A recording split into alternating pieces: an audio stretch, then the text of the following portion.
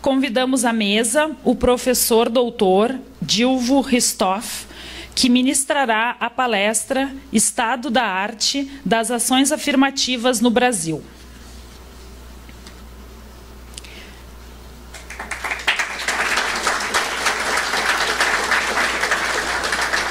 Um breve currículo do palestrante. Possui graduação em Letras pela Universidade Federal do Rio Grande do Sul, mestrado em Letras pela Universidade Federal de Santa Catarina e doutorado em Literatura pela University Southern California.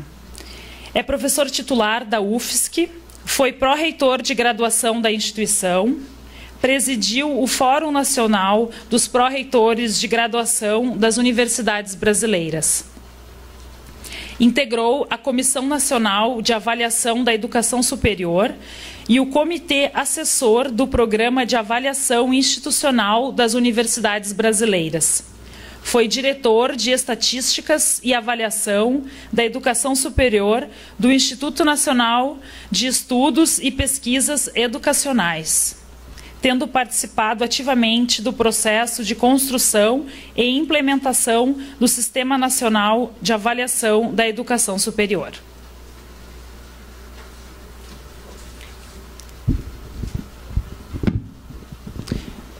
Tem como tirar, se quiser, sem fio, professor. Acho que é melhor sem fio. Talvez sim.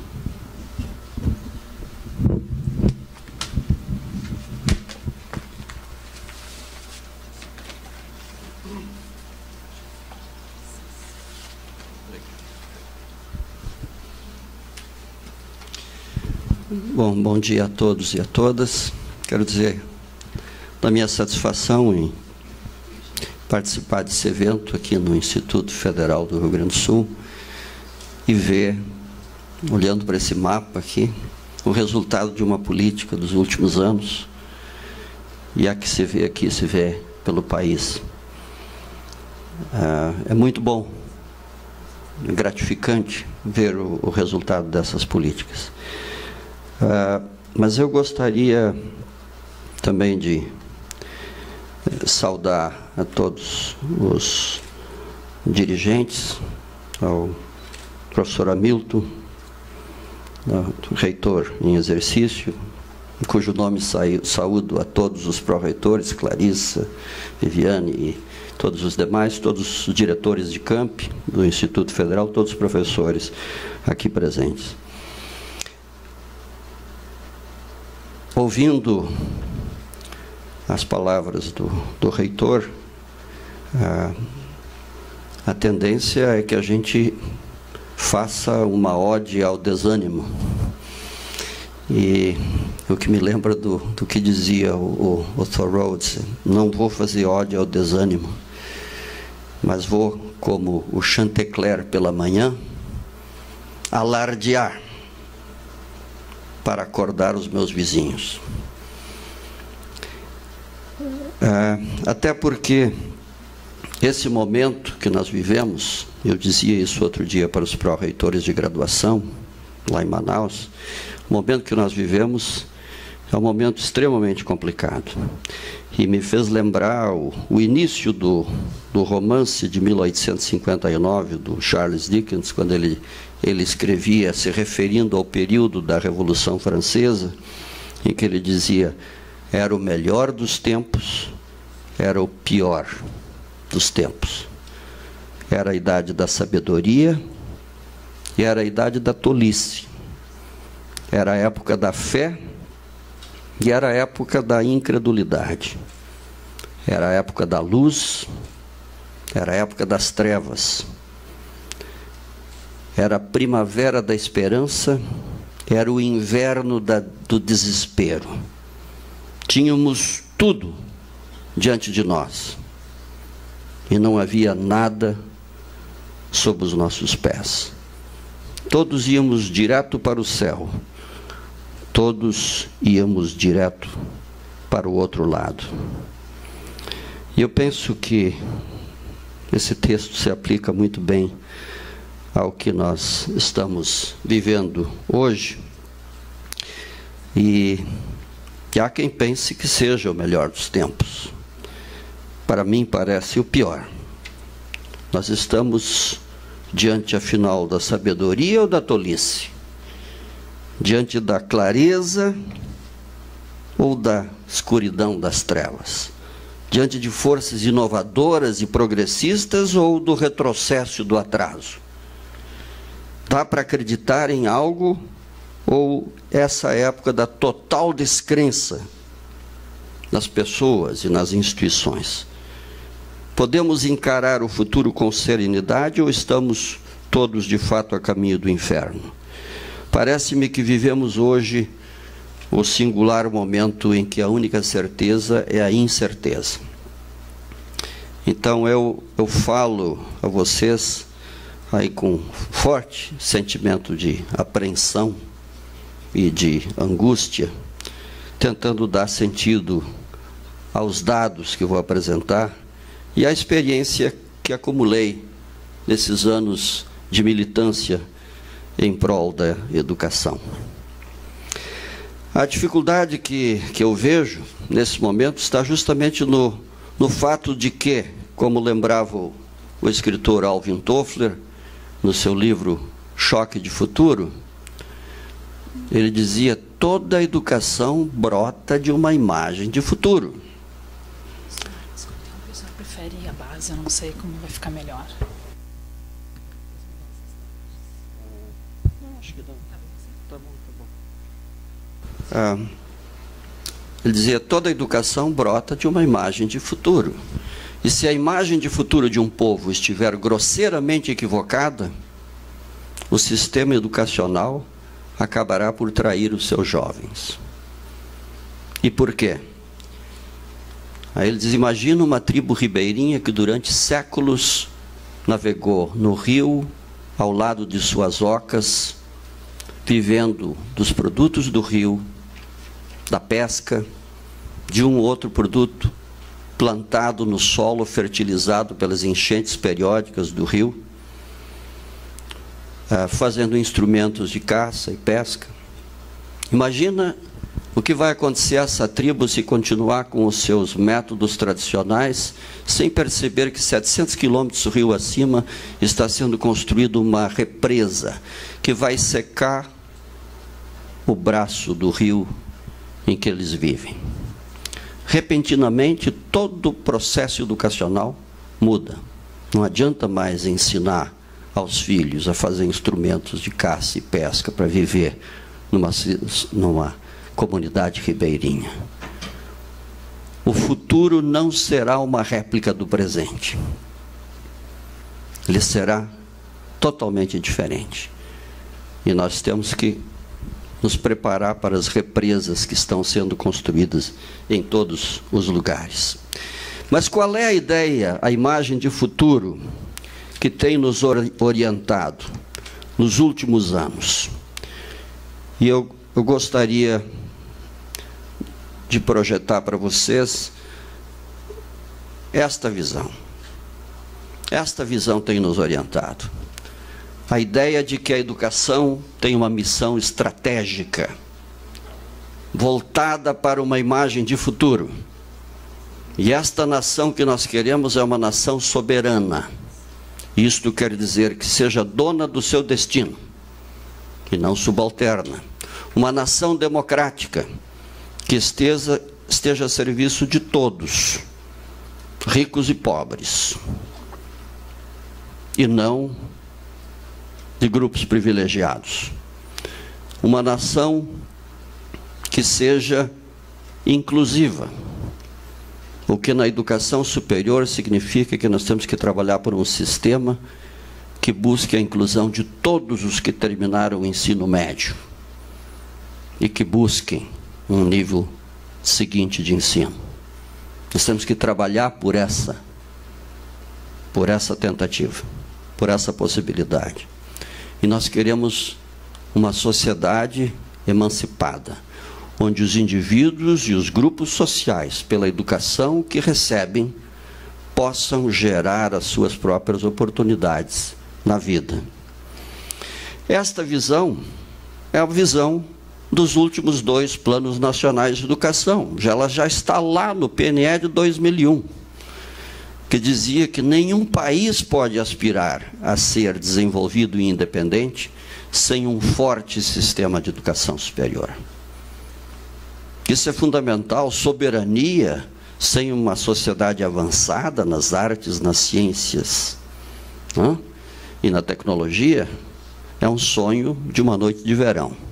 Então não adianta pensar nisso. Mas antes eu gostaria de dar alguns dados para vocês sobre o desenvolvimento da educação superior nos últimos anos. Em primeiro lugar, percebam, que nós temos um sistema educacional com 2.368 instituições, pelo último censo, e destas 2.070 instituições são privadas, ou seja, 87% do nosso sistema é privado. Nós temos 298 instituições públicas nesse conjunto. Percebam também que apenas 8% das nossas instituições são universidades. Isso quer dizer, constitucionalmente falando, instituições de ensino, pesquisa e extensão. 92% são outras modalidades. A grande maioria delas, pequenas faculdades espalhadas pelo interior do país. Ainda, se a gente olhar pelo número de cursos, nós vamos perceber que 66% deles estão no setor privado também. Aqui vocês percebem que a maioria dos cursos de graduação estão em IES autônomas. Por que eu estou levantando isso? Porque nós temos que perceber que o controle do MEC sobre o sistema não é o controle que nós imaginamos. Ele só controla, na verdade, o que sobra aí, 35%. Percebam o crescimento das IES autônomas e das IES não autônomas, os cursos, ao longo dos últimos 22 anos. Em 91, vocês percebem que o número de cursos em IES autônomas era muito semelhante ao número de cursos aqui, este aqui comparado com esse. Era praticamente igual em 91. Agora percebam o que cresceu nas autônomas e nas não autônomas. Então, um crescimento muito diferente. Aqui vocês têm a evolução das matrículas ao longo dos últimos anos. Percebam que o crescimento tem sido constante e nós chegamos hoje a uma situação em que nós temos um sistema com 7.800.000 estudantes. É um sistema grande, aparentemente grande. Aparentemente grande. Já vou mostrar para vocês por que eu estou dizendo aparentemente. Mas o crescimento tem sido grande. Agora, vocês podem olhar que à esquerda, esse crescimento é o crescimento das matrículas no setor privado.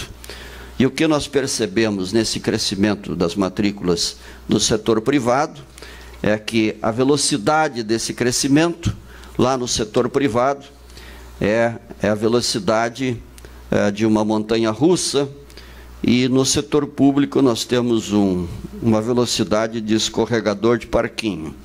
O setor público cresce de uma forma bem lenta comparado com o setor privado. Isso pode surpreender a vocês que viveram tão diretamente o esforço de reforço das instituições públicas no Brasil. Mas vejam o que nós temos lá de fato.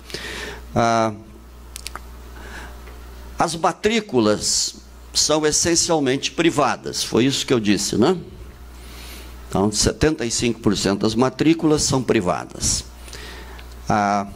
Os cursos um pouquinho menos, e as instituições quase 90%. Agora, as matrículas, o número de alunos, vocês vejam que ele é essencialmente privado, 75%, só que dos 7 milhões de matrículas do setor privado, do setor da educação superior, 5.800.000 estão no setor privado. Ou seja, dos 7,8, 5,8 estão no setor privado. Agora, observem este dado aqui. O FIES e o ProUni somado representam 3.060.000 destas 5.800.000 matrículas. Estão me acompanhando? Ok? Importante. O que eu estou dizendo, então, é que 52% das matrículas do setor privado são hoje financiadas integralmente pelo setor público federal. Não estou somando aqui os apoios recebidos pelas instituições privadas dos estados e dos municípios, que é significativo. Cada estado tem a sua regra. Por exemplo, o estado de Santa Catarina tem bolsa no setor privado. Ou seja, se juntarmos a isso aí as bolsas e auxílios estaduais e municipais, veremos que o setor privado tem cerca de 60% a 70% de suas matrículas pagas pelo setor público. E por isso que eu defendo a necessidade de reprivatização do privado, para que não se estimule o capitalismo sem risco. É muito fácil de fazer capitalismo assim, né? Você não corre risco nenhum. E ano passado, quando nós decidimos cortar de 600.000 bolsas para 200... bolsas não, financiamentos para o FIES, para 200.000, houve uma grita geral. Uma grita geral. Só estabelecemos algumas regrinhas. Tem que ter 450 pontos no Enem, tem que ter nota boa no curso, né? 5 de preferência, para ter mais direito a mais contratos, 4 com um pouquinho menos. Não conseguiram preencher nem as 200.000. A reprivatização do privado também vale, professor Hamilton, para todo esse outro processo de privatização que está em curso e que sempre vem com uma polpuda fatia do setor público. E eu acho que nós temos que nos tornar zelosos por isso. O tamanho do número de matrículas, de 7,8 milhões, nos dá a impressão de que nós temos muitos estudantes na educação superior. E alguns pensarão que temos demais. Na verdade, na comparação com os sistemas da Europa, da América do Norte, de muitos países da Ásia e mesmo da América Latina, nosso sistema é pequeno para um país com 200 milhões de habitantes. Nossa taxa de escolarização líquida ajustada é hoje de cerca de 20%, como vocês podem ver aqui, 19,6%. Como aproximadamente a metade dos estudantes brasileiros tem mais de 24 anos, nós temos cerca de 600.000 que têm mais de 40 anos, e não entram, portanto, no cômputo da taxa líquida, nossos percentuais, em comparação com outros países, são efetivamente muito pequenos. A taxa bruta é hoje em torno de 33%, ou seja, nós vamos considerar todos os alunos, independentemente da idade. A taxa bruta revela, no entanto, algo ao mesmo tempo desanimador e bastante animador. Desanimador porque revela que o fluxo educacional ainda está muito desorganizado. Ou seja, nós deveríamos ter 85% a 90% de taxa líquida no ensino médio. Hoje temos 50%. A idade correta para estar no ensino médio é 15 a 17, 18 a 24, a idade correta para estar na educação superior. Então, animador por quê? Porque muitos indivíduos que perderam a idade correta para estar na educação superior, em função da alta competitividade no setor público e dos custos proibitivos do setor privado, agora, com as políticas e programas de democratização do acesso e da permanência na educação superior dos últimos anos, passaram a ter oportunidades concretas de cursar a educação superior. O crescimento das matrículas, especialmente nos últimos 12 anos, eu gostaria de dizer, colocou o Brasil em sintonia com o chamamento da última Conferência Mundial da Educação Superior da Unesco, de 2009, vinculando-se de forma definitiva ao compromisso, que é aqui a tônica desse evento, que é o compromisso com a igualdade de acesso aos grupos insuficientemente representados. Ou seja, a política educacional passou a tratar como prioritária não mais a expansão pura e simples, nos moldes tradicionais, mas a expansão com inclusão, abrindo oportunidades para indivíduos oriundos de grupos sociais historicamente excluídos. O êxito dessa política no Brasil se deve fundamentalmente a 5 programas nacionais, que são esses aí, que é o ProUni, o REUNI, o FIES, o SISU e os institutos federais. A partir de 2013, a lei das cotas passa a ser também, nas instituições federais, um importante elemento de democratização. O ProUni, bolsa, programa de bolsas, do qual já participaram mais de 1,3 milhões de jovens pobres. Já formou mais de 450 mil estudantes, todos carentes, todos pobres, que já se graduaram, financiado por isenção fiscal. É um programa significativo, porque isso representa 4 gerações e meia de todos formandos de todas as universidades federais juntas. Pessoas que tiveram oportunidade. REUNI, um programa de recuperação e de interiorização das universidades federais públicas e gratuitas, que criou mais de 170 novos campi das universidades públicas federais. O que se vê no Rio Grande do Sul, se vê em Santa Catarina, se vê no Paraná, se vê no Brasil. Então, não são só os novos campi, mas também as novas universidades. Outro programa é o FIES, um agressivo programa de financiamento estudantil com juros altamente subsidiados e com gratuidade para estudante das carreiras de professor e de médico atuantes nas redes públicas. Ou seja, quem faz curso de licenciatura, usando o FIES, não precisa devolver desde que trabalhe na rede pública. Mesma coisa para médico, poucas pessoas sabem disso. Por alguma razão, isso não passa. O SISU, Sistema de Seleção Unificada para as Universidades Públicas e Gratuitas, combinado ao sistema de cotas, sobre os quais vou dizer alguma coisa. E, por último, os institutos federais, dos quais que vocês conhecem muito melhor do que eu. Quero chamar a atenção, por exemplo, sobre o ProUni. O ProUni é um programa que tem a cara da população brasileira. Se somarem aí os pretos e os pardos, vocês vão ver que eles somam 51%, que é o que eles representam na sociedade brasileira. Então, tem a cara do Brasil, o ProUni, o estudante do ProUni. Aí dizem que o ProUni é um programa que só veio empobrecer o ensino privado, superior privado. Na verdade, eu diria que ele veio contribuir para a melhoria do ensino no setor privado. Se vocês olharem esse gráfico aqui, eu sei que é difícil de ver lá do fundo, mas é que tem ENAD todos os anos, Então, ano 1 é o grupo 1, ano 2 é o grupo 2, ano 3 é o grupo 3, ano 4 é o grupo 1 de novo, ano 5 é o grupo 2, assim sucessivamente. Vocês vejam, deixa eu ver se eu consigo ler o número de carreiras ali, porque eu também não consigo ler daqui, mas o que está sendo dito aí é que eu devo ter aqui, achei que tinha, mas não tenho. Eu não consigo ler o slide. O azul escuro é o número de carreiras em que os prounistas tiveram desempenho melhor do que os não prounistas, ok? Então, ano 1 aí, 16, em 10 de 16, eles foram melhores. No ano 2, em todas. Foram melhores em todas as áreas avaliadas. A esquerda, a verde clara, é a área avaliada.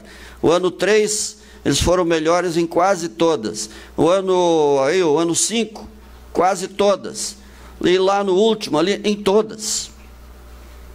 Esses meninos se agarram de unhas e dentes à oportunidade que tiveram para cursar a educação superior, e vencem as dificuldades e as barreiras, especialmente quando são minimamente ajudados nesse processo. Então, Outro detalhe também é o seguinte, quando eu digo que contribui, porque eles já entram melhor. Essa curva que vocês têm aí de vermelho é o desempenho no Enem dos praunistas. Os outros são os pagantes e os fiesistas. Vocês podem ver que a curva do FIES já começa bem mais à direita, ou seja, ele já tem na entrada um desempenho melhor. Então, os 450 pontos que passaram a ser exigidos recentemente por FIES fazem sentido também aí na contribuição para a melhoria da qualidade. O SISU, um programa que vem crescendo enormemente, começou há pouco tempo, vocês podem ver, em 2010, é um programa novo, né, com menos de 50 mil, quer dizer, aqui em 2015 ele já tinha 205 mil vagas, é o maior processo seletivo do país, 205 mil vagas. Ele envolveu em 2015 quase 2.791.000, para ser mais exato, né, participantes, inscritos. Quero ver outro processo seletivo que tem essa dimensão, né? Ele é combinado à lei das cotas. E aqui vocês podem ver que a relação candidato-vaga na ampla concorrência, né, ela é um pouquinho menor do que na lei das cotas. Então, embora os pontos possam ser um pouquinho menores para os cotistas, eu já vou mostrar para vocês que é um pouquinho menor, mas a competição é maior. Nós temos... Opa, voltei aqui. Nós temos uma relação candidato-vaga de quase 28 contra 26. 25,6 na ampla concorrência. Então, o cotista aqui não tem vida fácil para entrar, não. O que eu quero dizer com relação a SISU? Em 2016, todas as IFES atingiram o mínimo de 50% de estudantes oriundos da escola pública em todos os seus cursos e turnos. Mas quero deixar destacado que os institutos federais foram muito mais ágeis do que a universidade para o atendimento da lei das cotas.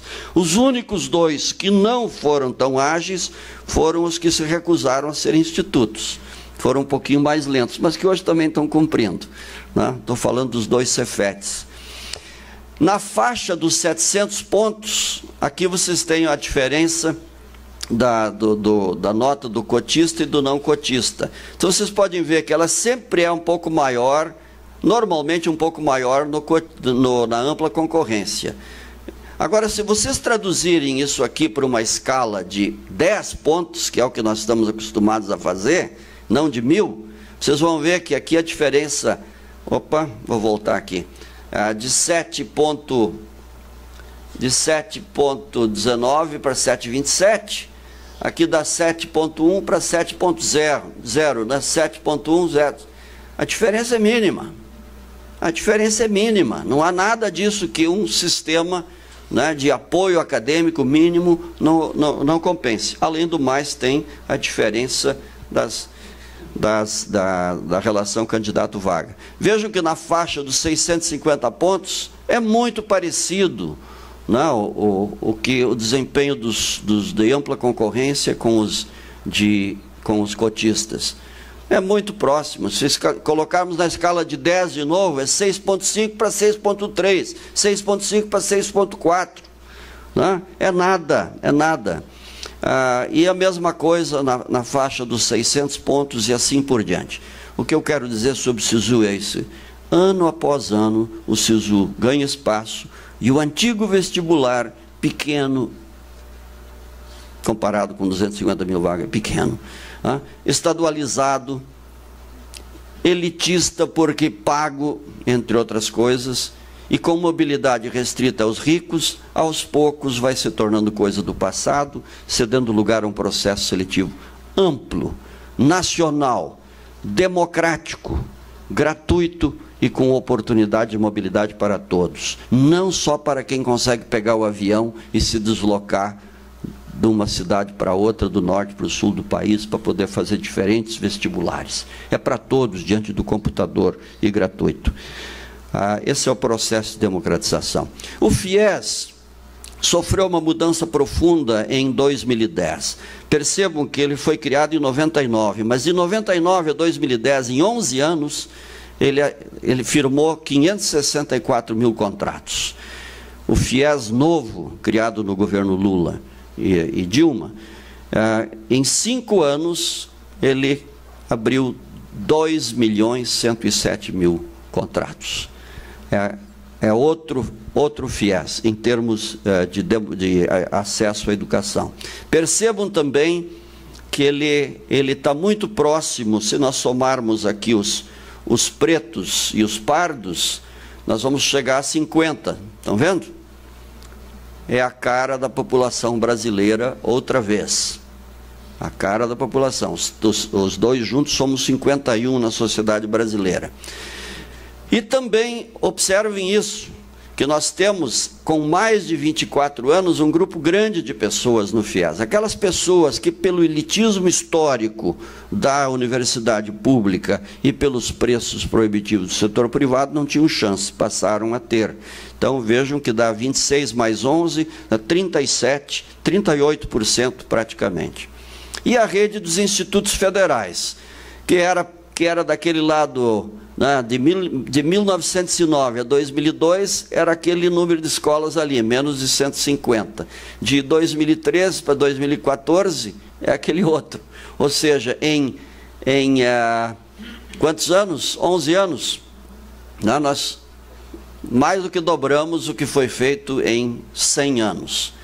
E vocês conhecem esse gráfico aqui muito melhor que eu, né, que é um gráfico do Ministério da Educação, e vocês veem aí que o vermelho é 2011 a 2014, as escolas pipocando pelo Brasil, né, e as verdes de 2013 a 2010.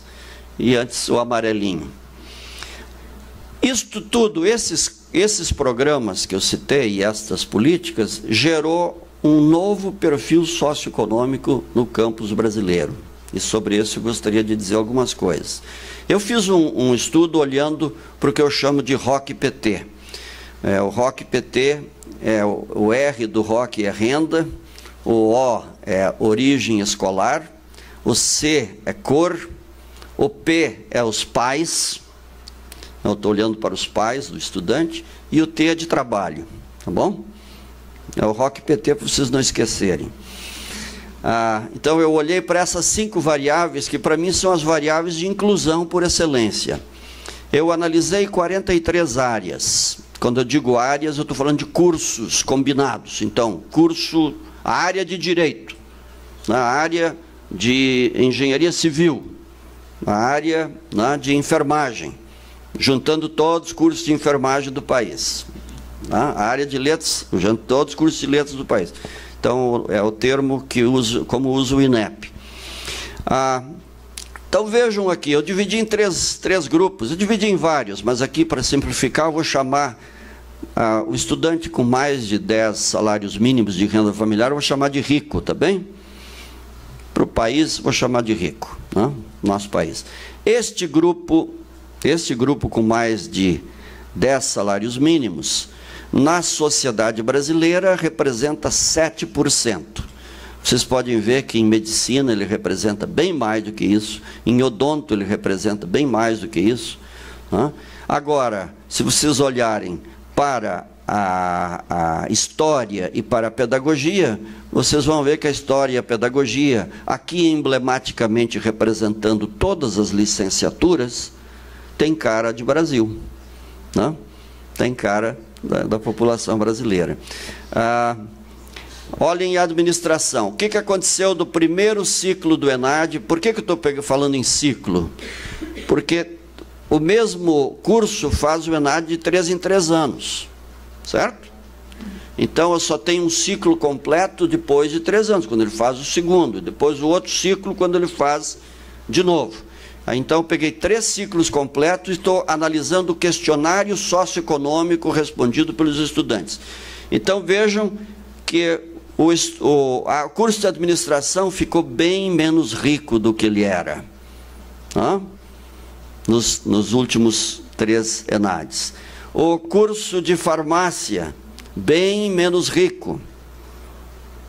O curso de... Vamos pegar medicina. Medicina é um fenômeno, porque medicina começou com 67% de estudantes ricos, e aí ele enriqueceu, apesar da política de democratização. Foi para 70%.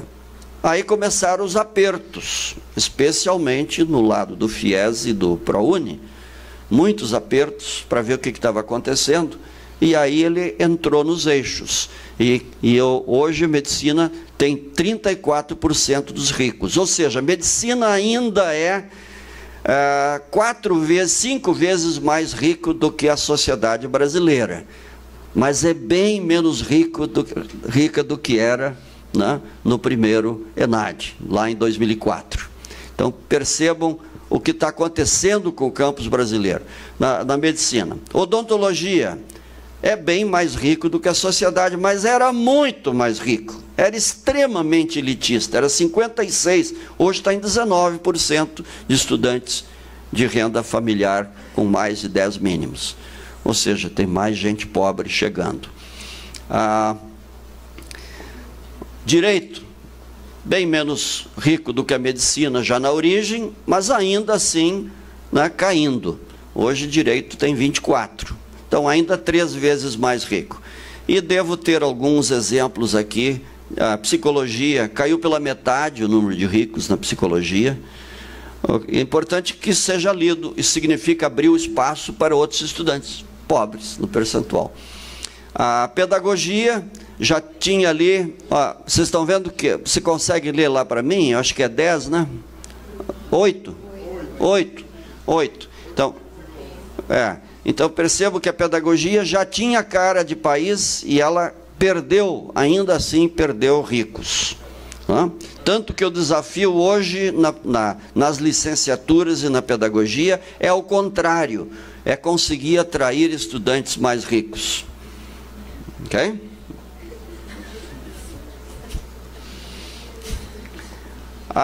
Aqui eu fiz uma divisão um pouquinho maior, só para mostrar para vocês que na faixa de mais de 30 mínimos, por exemplo, não existe história, não existe a pedagogia, desapareceu, né?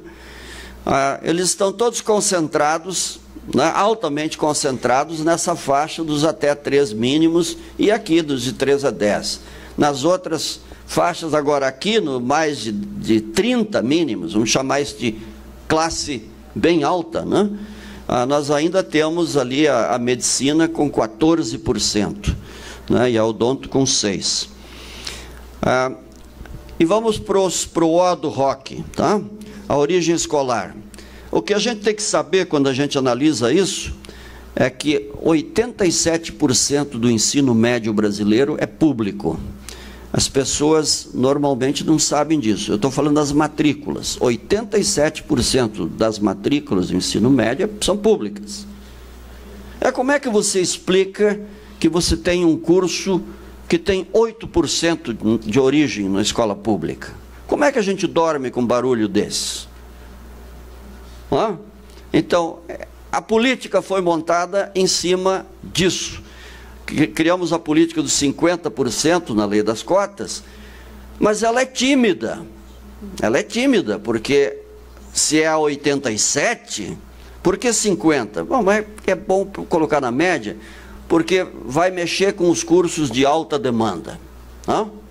Então, melhorou. Agora vamos pegar aqui os 87%, deve ter uma linha aqui, essa é a linha dos 50%, que é a linha para as instituições públicas federais, e os 87%, que é a linha do que é a realidade. Vocês podem ver que nós temos alguns cursos que estão acima de 50%. E vocês conseguem facilmente imaginar quais são, né? Ou seja, qual é a história e a pedagogia. As licenciaturas. Então, as licenciaturas já têm mais de 50 há muito tempo, gente. Então, a lei foi excelente para os cursos onde isso não estava acontecendo. E está sendo ótimo. Percebam que a medicina, nos 3 ciclos, cresceu quase nada de origem na escola pública, né? Mas todos cresceram alguma coisa. Mesmo a medicina cresceu 2 pontinhos. Mas em todos eles é uma escada. A cada ENAD nós temos mais gente vindo da escola pública. Então, analisando o todo dos cursos, eu acho que isso resume bem o que eu estou dizendo. Os brancos na sociedade brasileira representam 48%. Não? Tá ali o limite. Isso é a sociedade brasileira, é a cara da sociedade. Percebam que alguns cursos, ou quase, são bem mais brancos, não? Entre eles a medicina, entre eles a medicina veterinária, a odonto, e que alguns, não, estão muito próximos ao que representa os brancos na sociedade brasileira. Quais deles? De novo, as licenciaturas e a pedagogia. Elas têm cara da população brasileira, na cor também. Em psicologia, agora olhando curso a curso, alguns exemplos, percebam que a psicologia pegou uma cor forte, né? Ela era bem mais branca, era 77% branca, hoje ela ainda é 66% branca. É a mais branca a sociedade, mas perdeu, né, a cor branca. Ou seja, pegou uma cor, né? Pegou uma cor. A medicina também pegou uma corzinha, né? É pouco, mas são 6%, né? Só pegou uma corzinha. Não? Ela é muito mais branca do que a sociedade brasileira ainda. É 30 e tantos %. Mas é interessante olhar assim individualmente, porque a gente vê o que está acontecendo. A tendência, no entanto, é que os pretos e os pardos, especialmente, estão ganhando mais acesso. Os pretos, na sociedade brasileira, representam 8%. E vocês podem ver aí que tem muitos cursos que já têm mais pretos do que a sociedade brasileira. São 13 cursos que têm mais pretos do que a sociedade brasileira. Agora, nenhum curso, nenhum dos 43 analisados, tem algo próximo aos 43% que representam os pardos. Os pardos são o grupo menos bem representado. Pai com escolaridade superior. Percebam que a cada ano nós temos mais estudantes entrando que são filhos de pais sem escolaridade superior, ou seja, não são ex-universitários os pais, não? O que significa isso? Isso significa que mais e mais nós temos gente que representa a primeira geração a chegar à educação superior. A cada ENAD nós observamos isso. E eu, pessoalmente, penso que aqui está a grande revolução da educação brasileira. Por quê? Porque o pai que tem escolaridade superior, ele exige que seu filho tenha escolaridade superior. Ele vai passar a exigir. Então, é extremamente importante isso que está acontecendo. Esses 450 mil do ProUni que se formaram, que hoje têm educação superior, vão querer que os seus filhos tenham educação superior. São os milhares que estão entrando nesse processo. Então, é uma grande revolução a caminho e que não seja interrompida. E, por último, eu só peguei um gráfico aqui do aluno trabalhador para mostrar para vocês, basicamente, isso aqui. Os estudantes que não trabalham, né, são a minoria. A grande maioria do estudante brasileiro é um estudante trabalhador. E eu gostaria de também falar algumas coisas para vocês sobre o que eu considero um dos grandes desafios para os próximos anos, que é a questão da internacionalização. Me permitam aqui.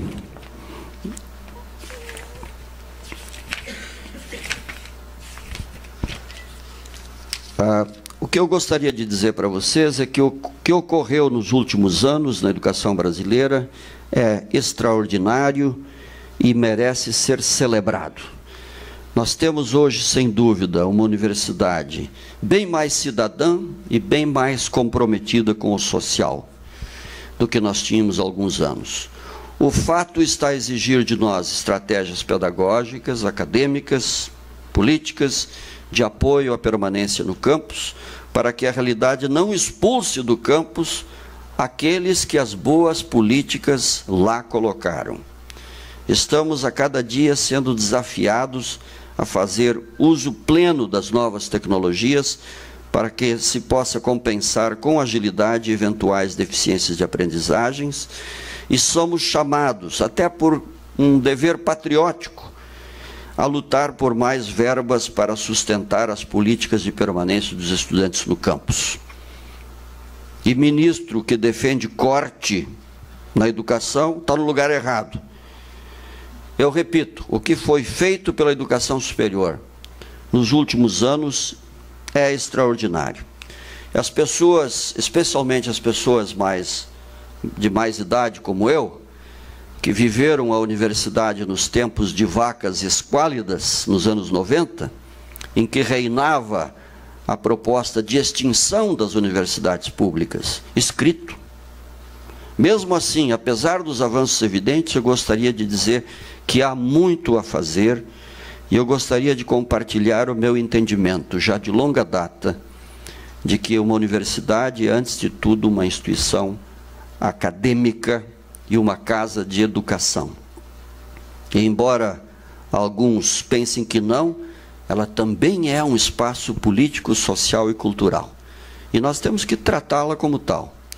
Por ser uma instituição acadêmica, ela precisa, evidentemente, favorecer os processos de ensino, aprendizagem, fazer uso das melhores tecnologias, das TIC, para encurtar distâncias, para rever cursos e currículos, possibilitar percursos pedagógicos alternativos, ampliar e flexibilitar rotas de acesso ao conhecimento, sustentar os esforços de pesquisa e extensão e consolidar uma cultura de qualidade. O que significa, entre outras coisas, que nós temos que trabalhar pelo nosso Sistema Nacional de Avaliação e fazer muitas dessas coisas que estão sempre no dia a dia dos pró-reitores. Por exemplo, reduzir as taxas de evasão, combater fábricas de diplomas, capacitar permanentemente os professores, atualizar permanentemente os laboratórios, o acervo, promover o intercâmbio de boas práticas, e deve, por fim, ostentar uma atmosfera acadêmica que seja multicultural, rica e diversificada. Da mesma forma, por ser uma instituição que presta sempre um serviço público, ela é um espaço político, social e cultural. E nesse espaço estão reproduzidos na sociedade como um todo. Alguns grupos mais, outros menos. Por isso mesmo, o campus é um espaço de tensão, de conflito das forças representativas, dos grupos de interesse na educação, governos, setores diversos da economia, partidos políticos, pais, professores, servidores, empregadores, a mídia, e aí incluídos também os educadores.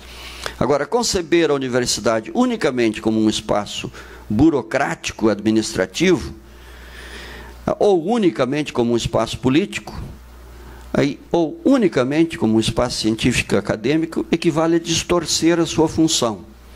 E aí, na hora de discutir procedimentos, nós podemos discutir procedimentos incompatíveis com a sua natureza, especialmente nos processos de avaliação.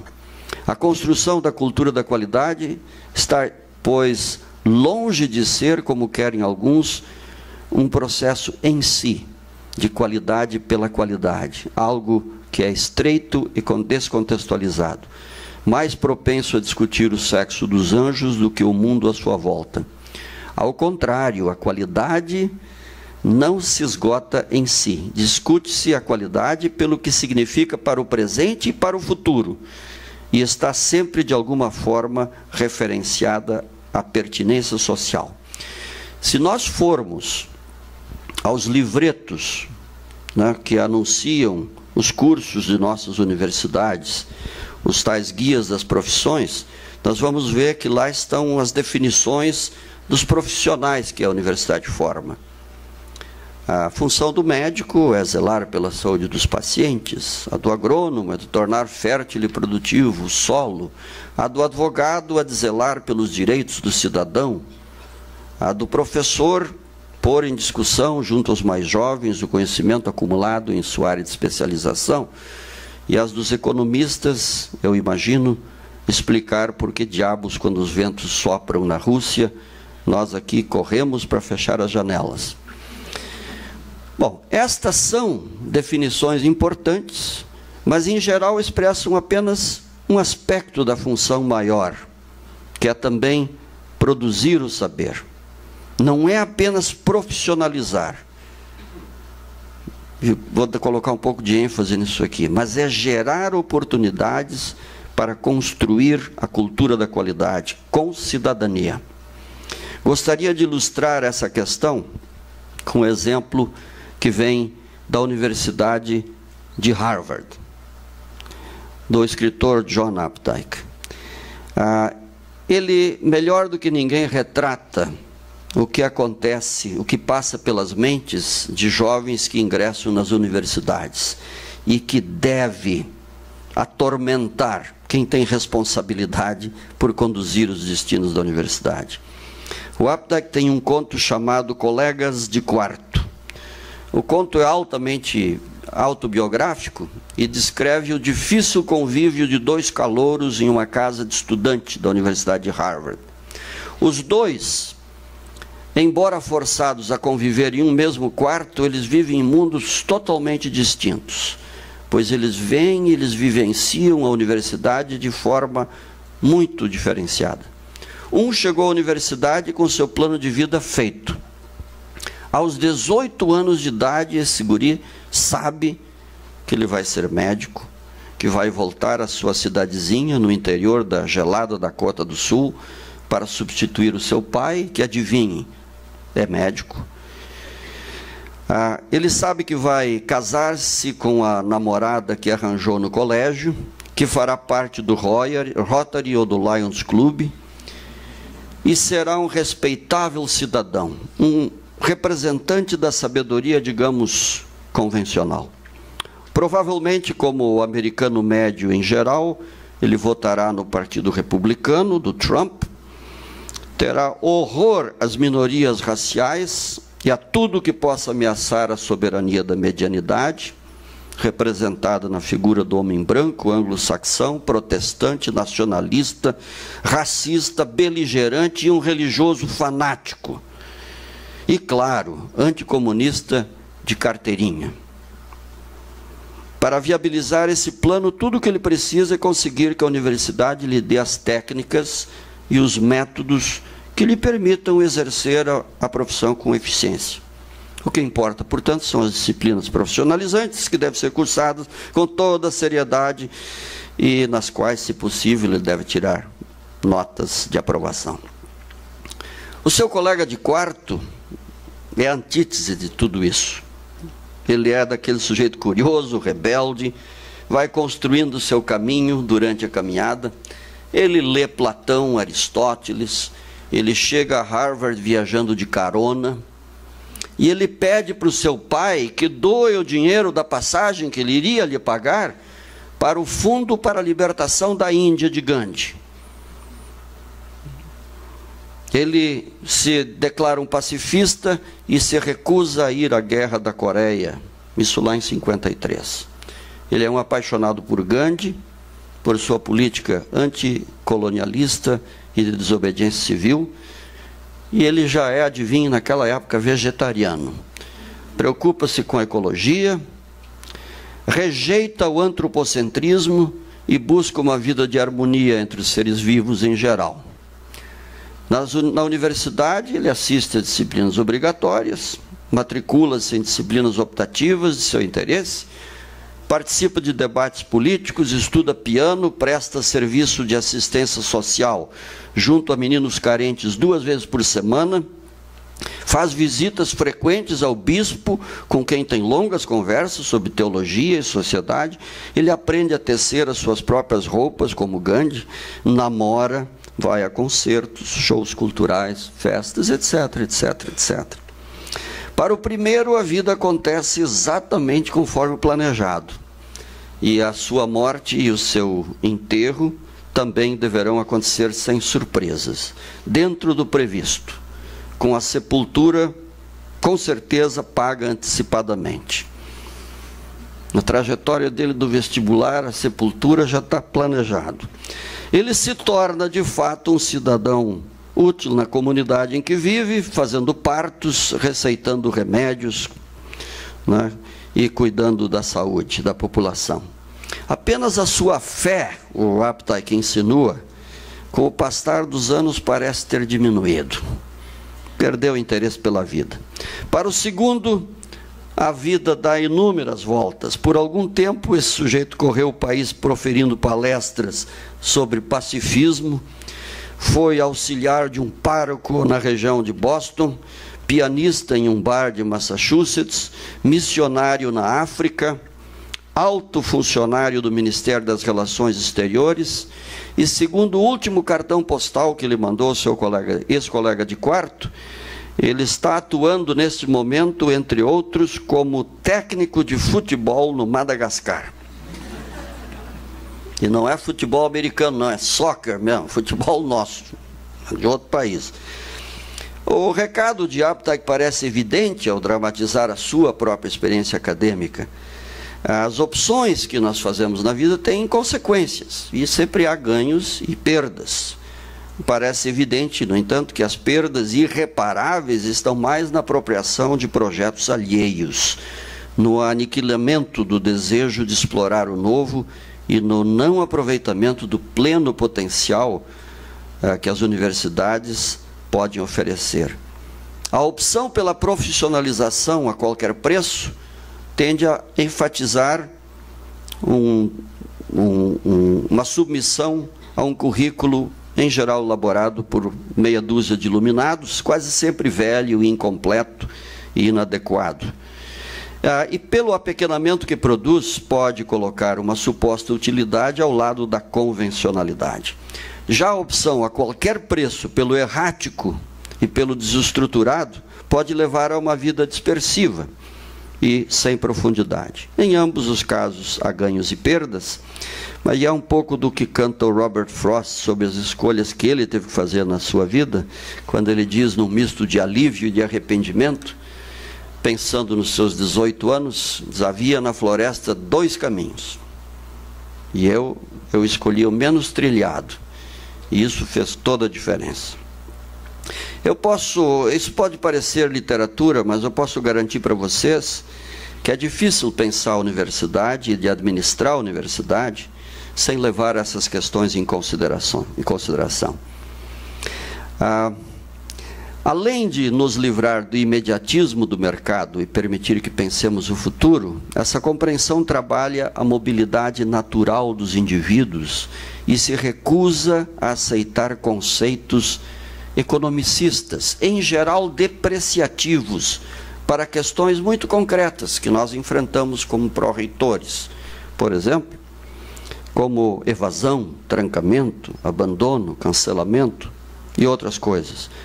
Para exemplificar, para um administrador economicista, a evasão é quase sempre perda, e sinônimo de fracasso. E como nós nos penalizamos por isso? Para o administrador ou educador, evasão é também mobilidade. É também um investimento num futuro em construção, aberto e inacabado. Um futuro que com certeza se beneficiará do conjunto de disciplinas cursadas, pois educação recebida não se perde jamais. Se estas disciplinas cursadas não forem validadas por alguma outra estrutura burocrática, como exige a lógica econômica, podem ter certeza que a vida as validará. Eu sempre me lembro que a minha mãe queria que eu fosse advogado. Para ela, ser advogado era ser doutor. Aí, claro, viver uma vida segura e tranquila.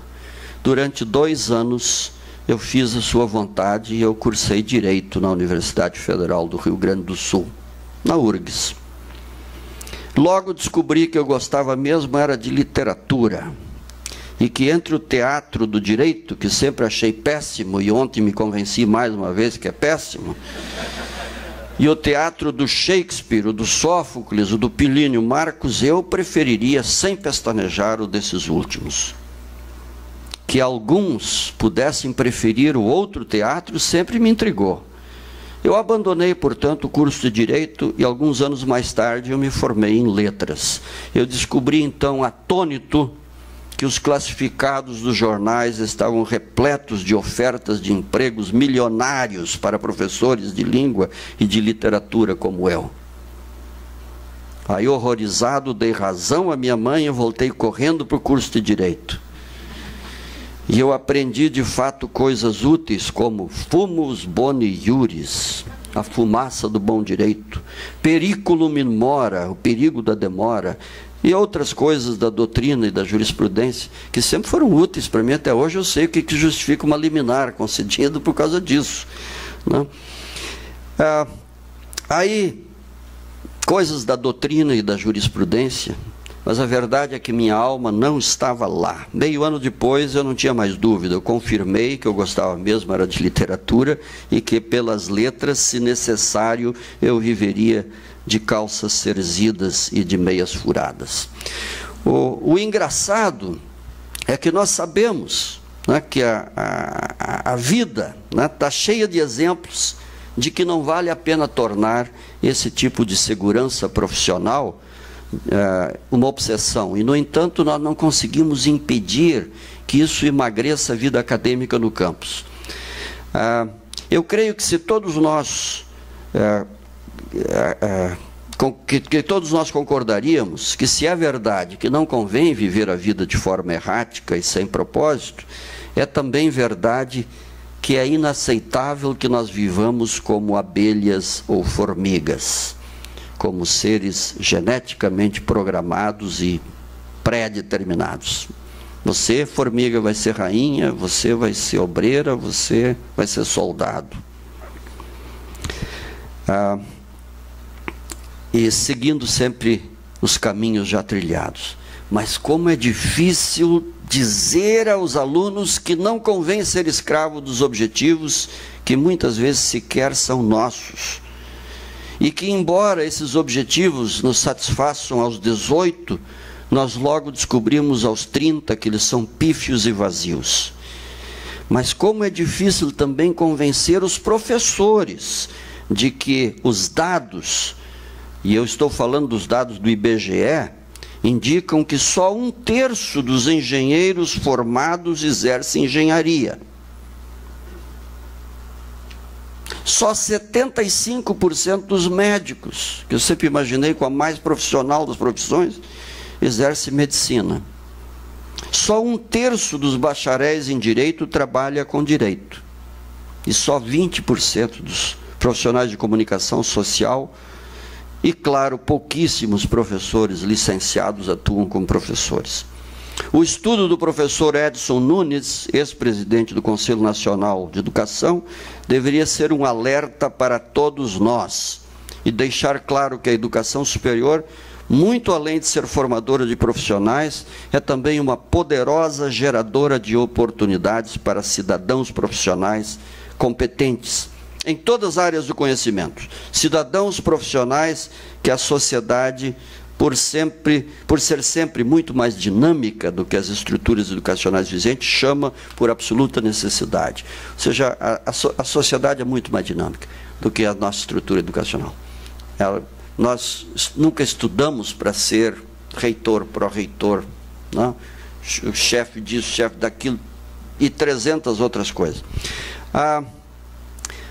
O Thoreau é o sujeito que se formou em Harvard com todas as glórias, todas as honras, summa cum laude, como eles dizem, e aí no dia 4 de julho, que é o dia da independência americana, ele vai morar sozinho no meio da floresta. E ele queria provar que era possível viver com as próprias energias e tornar isso emblemático para o seu país, para poder dizer, olha, nós temos que aprender a viver com as nossas próprias forças. E 2 anos depois, ele voltou da floresta. E aí os seus críticos já de cara vieram perguntar, sim, e daí? Voltou por quê? É importante dizer que lá ele escreveu sua obra-prima chamada Walden. Não? Walden, que é um clássico admirado especialmente pelos biólogos e ecologistas. Ele diz o seguinte, olha, deixei a floresta pela mesma razão que me levou a ela. Eu descobri que tinha várias outras vidas a viver e a esta eu não podia dedicar mais tempo. É impressionante, ele diz, a facilidade com que caímos em certas trilhas. Eu não estava em Walden mais de uma semana e já havia criado para mim uma trilha que me levava da porta da minha casa até o lago. Eu visitei o local, 150 anos depois está lá a trilha. E ele diz aqui, mas ele está escrevendo logo em seguida, diz, embora já tenham se passado 5 ou 6 anos, a trilha continua lá, plenamente visível. E ele conclui, eu temo que outros tenham decidido segui-la. Ok? Enfim, a grande questão aqui é a questão que levantou uma vez o ex-reitor William Zinsser, que ele chamou que as universidades estão produzindo bárbaros altamente qualificados. E aí, quando a gente diz isso, já é possível o burburinho dos defensores do profissionalismo puro. Se todos forem se preocupar só com formação de cidadãos, quem vai garantir que as pontes não caiam, que os prédios não desabem, que os médicos não matem os pacientes por absoluta incompetência? Embora eu possa lhes garantir que mais prédios e pontes caem por causa de engenheiros sem ética do que por incompetência, basta pensar no... Pronto. Formados por nossas universidades, embora mais cidadãos comuns sofram nas mãos de juízes e advogados inescrupulosos, gananciosos, corruptos, do que nas mãos de incompetentes, todos também formados por nossas universidades. Embora mais dinheiro seja roubado do país por informação antiética e privilegiada, obtida por economistas e administradores que se locupletam, do que por profissionais incompetentes, todos também formados pela nossa universidade. Embora mais desinformação seja divulgada por jornalistas antiéticos, comprometidos com interesses politiqueiros, do que por incapacidade técnica, todos também formados por nossas universidades. O que eu quero dizer é que, embora a falta de ética e de cidadania desgrace muito mais a nação do que a incompetência, é evidente que ninguém está propondo que a universidade abdique do seu papel de formar profissionais, cidadãos altamente qualificados. As duas coisas não são incompatíveis, elas são complementares. Então, o que nós precisamos nesse ambiente? Isso significa uma educação que oportunize o desenvolvimento da tolerância às diferenças, que é uma marca registrada de uma sociedade civilizada. Que desenvolva no aluno a noção, sim, de pertencer, de ter raízes, de ser partícipe de um contexto social específico, com a percepção de que ele está em constante mutação e em permanente luta por um convívio harmonioso, do qual depende a sociedade local e planetária. Que ele promova uma compreensão de instituições que organizam a sociedade civilizada, o Estado de Direito, as crenças religiosas, os valores educacionais. Em uma palavra, a educação cidadã e a educação profissional devem e podem ser vistas como complementares e não como antagônicas. Às vezes eu fico com a impressão de que nós realmente estamos trabalhando mais pelo bárbaro altamente qualificado do que pelo cidadão altamente qualificado, que é o que deveríamos buscar. E a outra questão que eu queria chamar a atenção é a internacionalização. Eu quero simplesmente dizer isso, porque eu acho que a gente tem que perceber que os grandes problemas que nós vivemos hoje no planeta são, de fato, problemas que afetam todos nós. Nós não podemos pensar em segurança alimentar, por exemplo, sem pensar nos vários países que trabalham pela produção de alimentos no clima dos vários países e como um afeta o outro. Então, as mudanças climáticas, o manejo da água, para não falar no diálogo intercultural, na questão da energia pós-carbono, nós temos que pensar nas energias renováveis. Isso é uma questão de sobrevivência no planeta e não é nacional, são questões internacionais. A construção da paz, né, a defesa de direitos humanos, defesa dos valores da democracia, assim por diante, que são a grande agenda. E que esforço que o Brasil tem feito nesses últimos anos?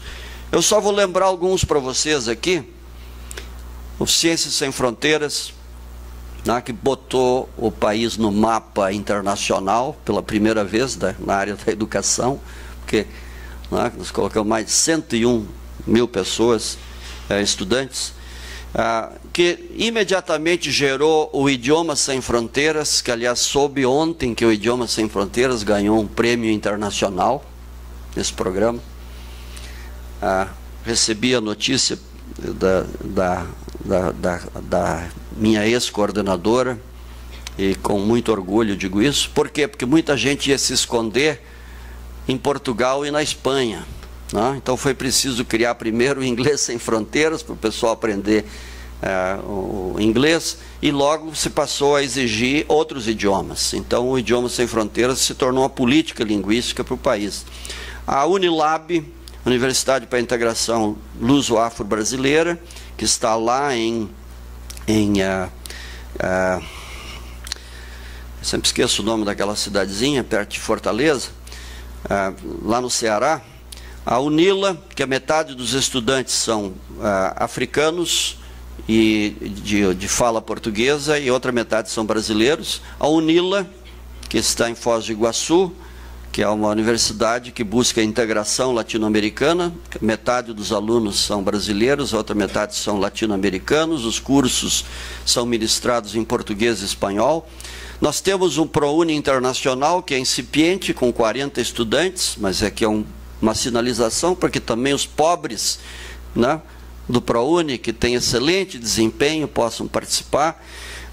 A Ponte Estratégica Brasil-África, que tem um conjunto de elementos que eu não posso analisar aqui, mas eu acho que é importante que vocês tenham a visão panorâmica. O Arcosul, que é um projeto extremamente importante, porque ele trabalha com Arcosul, que significa acreditação regional de cursos do Mercosul, né, ou de carreiras, na verdade.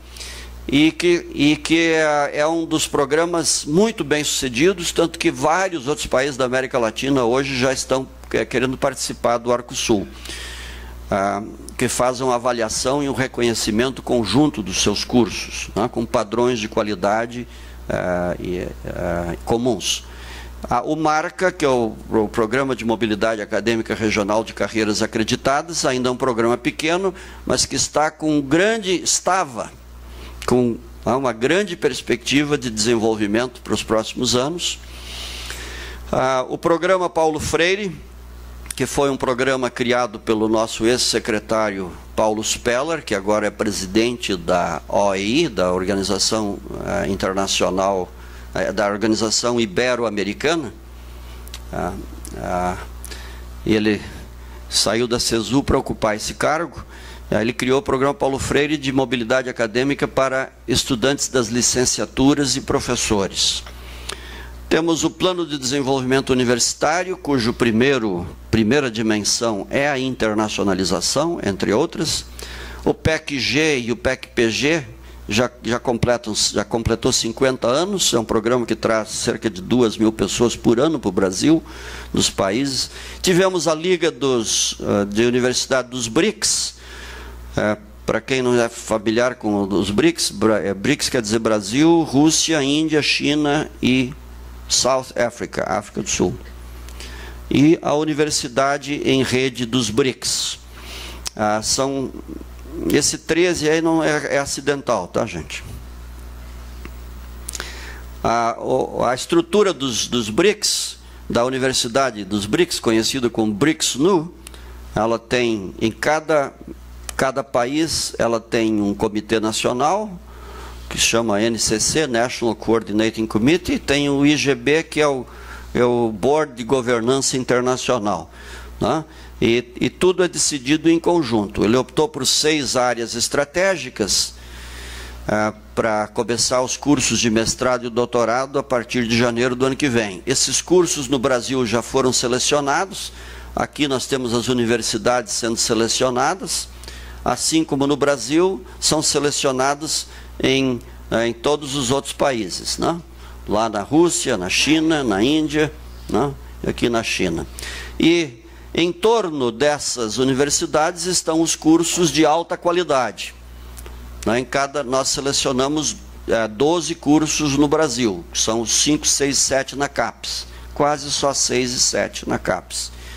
E o mesmo que nós fizemos foi feito em todos os outros países. Isto gerou o que nós chamamos de o ITG, que é o International Thematic Group, Grupo Temático Internacional, 1, 2, 3 e 6. Nós vamos começar então com 6 cursos, considerando que tudo continue.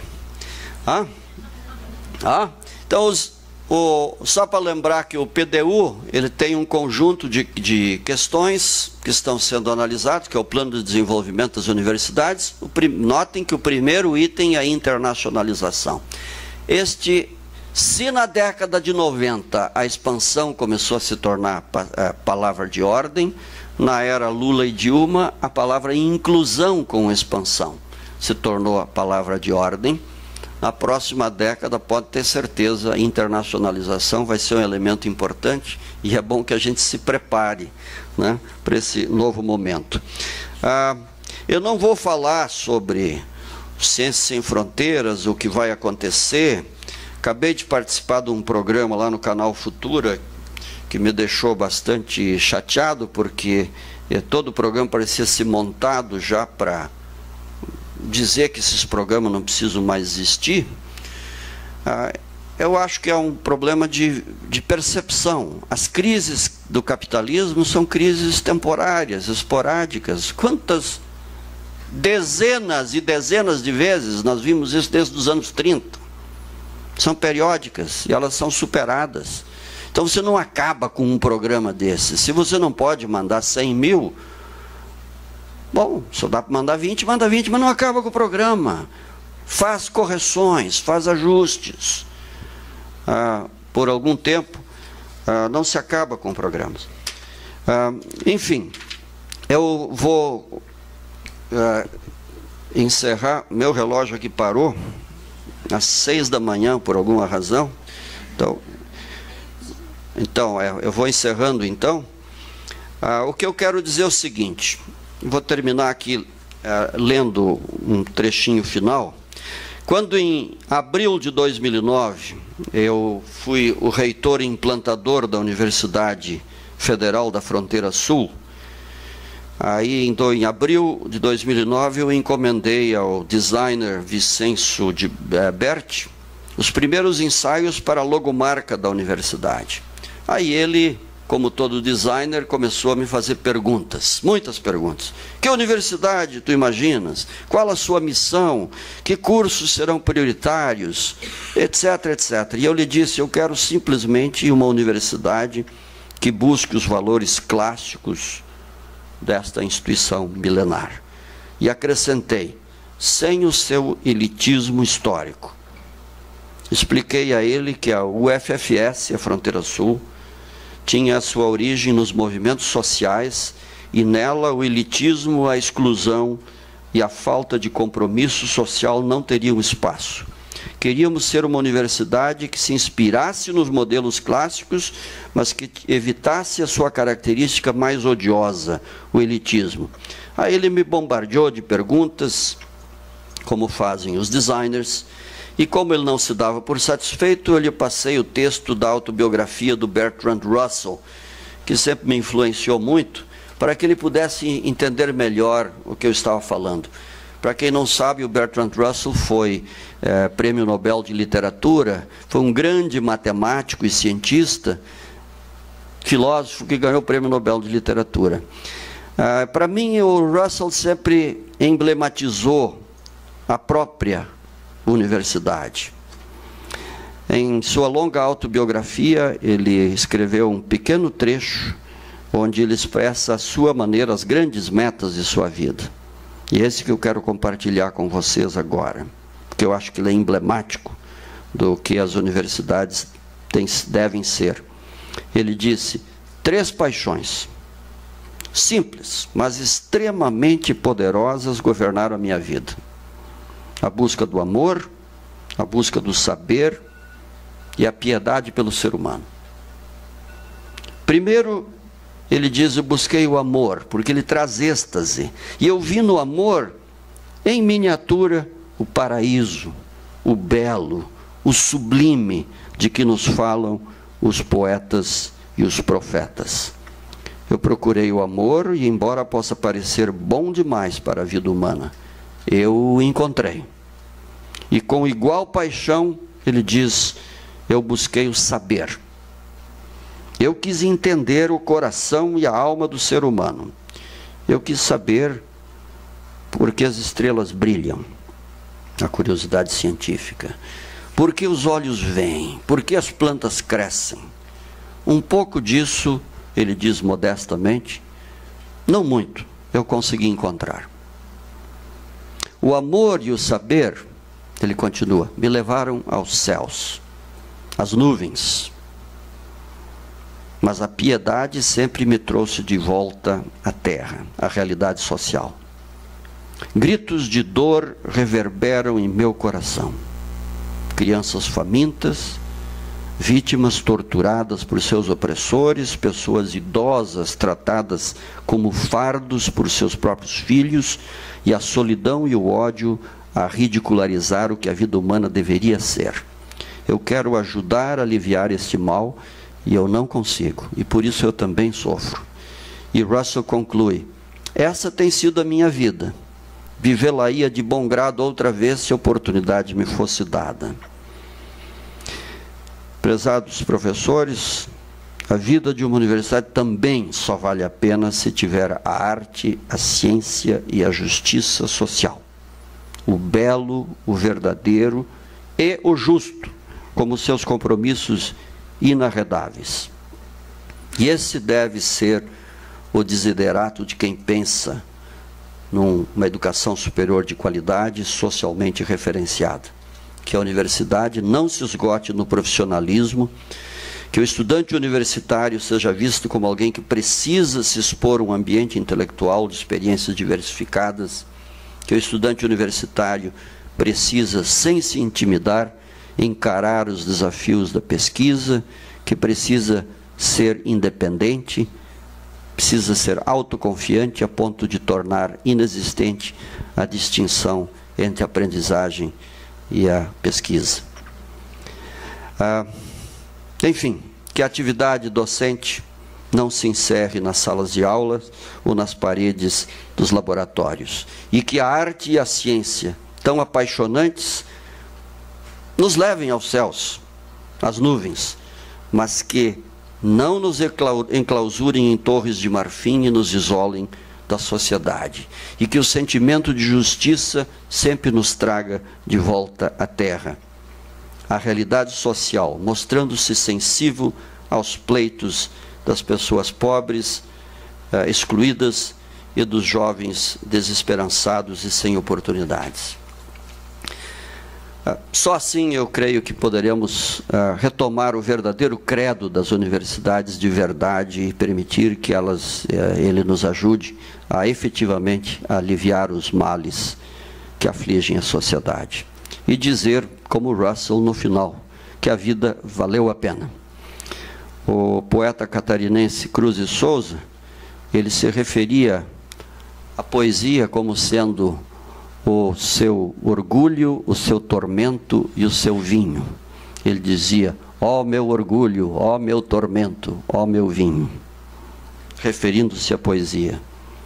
Que a universidade de verdade, né, inclusiva, democrática e de qualidade, possa ser para todos nós o que a poesia foi para o Cruz de Souza. Nosso orgulho, nosso tormento, nosso vinho.